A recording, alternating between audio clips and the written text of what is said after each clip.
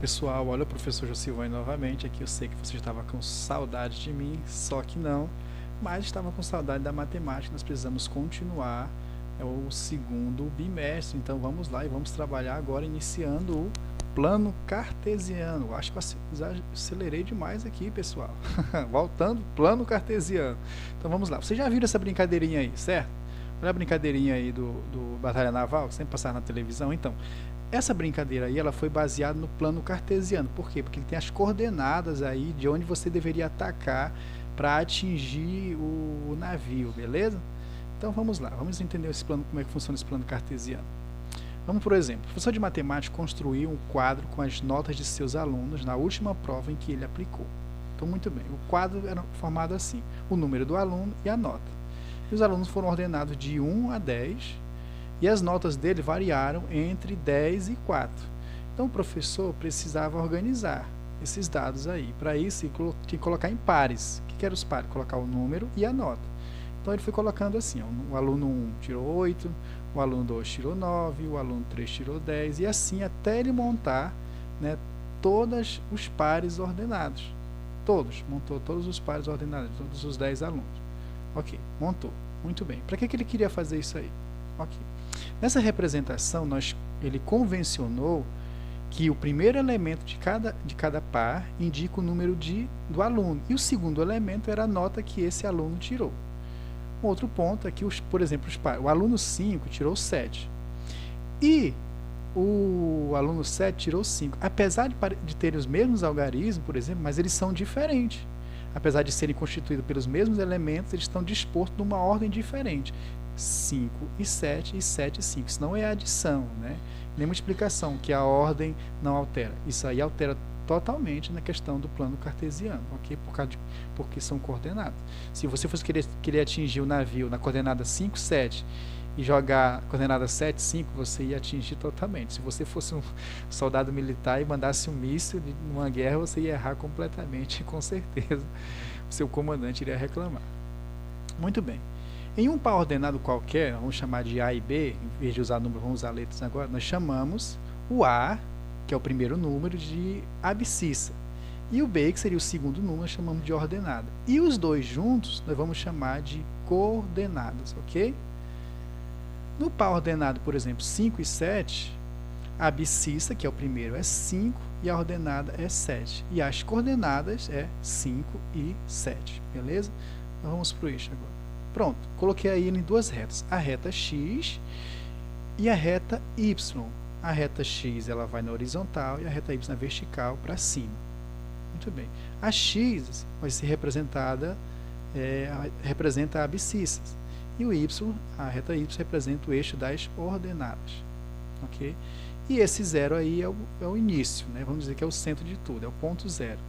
Tanto é o ponto de início das abscissas, como é o ponto de início das ordenadas. Por isso que ele é 0, 0. 0 do eixo x e 0 do eixo y. E ele é chamado de origem. Então eu tenho o exemplo, aquele exemplo que deu. 5 e 7 e 7 e 5. Não poderia dizer que era 7 e 5. Por quê? Porque primeiro vem as abscissas. E quem é o primeiro? É o 5. Quando eu pego e traço uma reta de 5 subindo e o 7 na horizontal, eu vou achar um ponto. E esse ponto é a coordenada. A coordenada é 5 e 7. Lembrando que as abscissas, que é a reta que vem do x, que está na horizontal para a direita, vem primeiro. E depois que vem a que vai a reta y, que é a que vai subir. Ok? Então, o eixo horizontal x é o eixo das abscissas, orientado para a direita, e o eixo vertical y é o eixo das ordenadas, que está orientado para cima. Ok, vamos por exemplo aqui. Aí você observa aí, professor, mas tem números negativos, números estranhos aí para mim. Claro, calma, beleza, não se estressem. Apesar de ter números negativos, nós vamos focar só nos números naturais que nós temos trabalhado até agora. Esse quadro nós vamos chamar de referencial ortogonal e monométrico, ok? Então, olha só, repetindo o eixo das abscissas, que é o eixo x, e a reta y representa o eixo das ordenadas, ok? E ele representa o primeiro quadrante aí. Aí vai ter também o segundo quadrante, o terceiro quadrante e o quarto quadrante. Mas nós vamos focar no primeiro quadrante. Por quê? Porque é onde estão os números naturais, é o que vocês conhecem até agora. Quando pegar o segundo quadrante, o terceiro e o quarto, vai entrar os números negativos, são chamados de números inteiros. Mas isso é só no sétimo ano. Por isso, vamos focar só no primeiro quadrante. Beleza? Entendi? Então vamos lá. Olha só, esse primeiro quadrante aí. Só esse aí que nós vamos focar. Então vamos para a representação de pontos no plano. Eu tenho um plano aí formado, né? Ele está dividido em quadrinhos, né? Quadrinhos aí de 1 centímetro quadrado cada um. Muito bem, eu tenho um ponto aqui, eu chamo esse ponto de ponto Z. Vamos traçar as coordenadas do ponto Z. Quantos quadrinhos ele vai andar no eixo X, que é o eixo das abscissas? 1, 2, 3, 4. Então eu já tenho o ponto das abscissas. Agora eu vou achar o ponto das ordenadas. Quantos quadrinhos subiu? 1, 2, 3, 4, 5. Então, o ponto Z, a coordenada de Z, vai ser 4 e 5. Lembrando que a reta X vem primeiro e depois a Y. Então, achamos já. Olha só, o 4 representando as abscissas e o 5 a ordenada. Beleza? Facinho, né? Então, vamos treinar aí. Você pode pausar aí e vamos achar, então, a coordenada desse avião, que chamamos de ponto A. Primeiro, eu vou contar quantos quadros ele andou em direção à direita. Então, vamos lá. 1, 2, 3, 4. Parou, já chegou. E agora, quanto ele vai subir? 1, 2, 3. Lembrando que para a direita é o eixo das abscissas. E subindo na vertical é o eixo das ordenadas. Então, eu já tenho a coordenada do ponto A, do avião, que é 4 e 3. Beleza? 4 abscissas, 3 ordenadas. Show de bola.